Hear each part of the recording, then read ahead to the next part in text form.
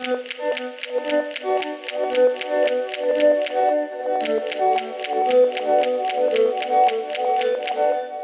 Scottish parliamentary election clearly has profound implication in 2021 for the whole future of the United Kingdom, and therefore for the future of the Union.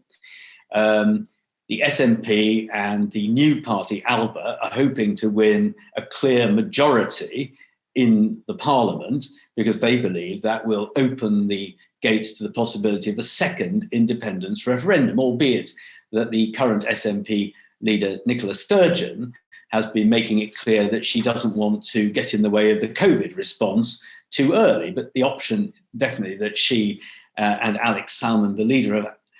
ALBA, want is to be able to choose or to put pressure on the Westminster government to hold a second referendum. And of course, were the Scots to vote in such a referendum, if it were to take place, to leave the UK, this would be a profound moment for the United Kingdom, because, of course, it would effectively detach 5.25 million people from the UK, a large part of the landmass, and radically alter the dynamics of British politics, and presumably see Scotland wishing to join the European Union, and a whole range of consequences for the border between England and Scotland, and for the future of the UK, the rest of the UK and Scotland falling out of that. Of course,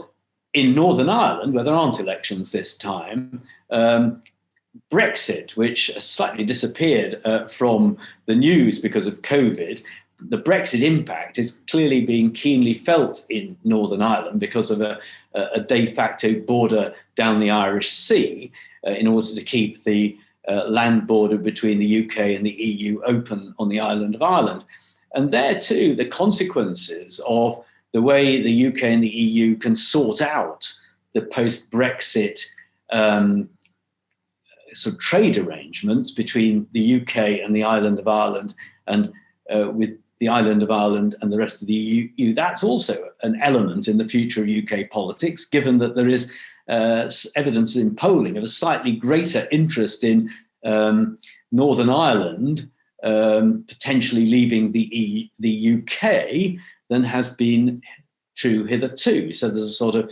reality there to the question of the future of the Union. So if you add all of this together, the UK government now has its work cut out to try to reinforce the case for the Union. It's spending more money in Scotland and Northern Ireland than used to be the case. And therefore, the question of devolution and the future of devolution is also on the table, not only in Scotland and Wales, but to some extent in a different way in England. So a lot to play for, but the Scottish parliamentary elections, by far the most important ones for the future of the Union and therefore the future of the UK.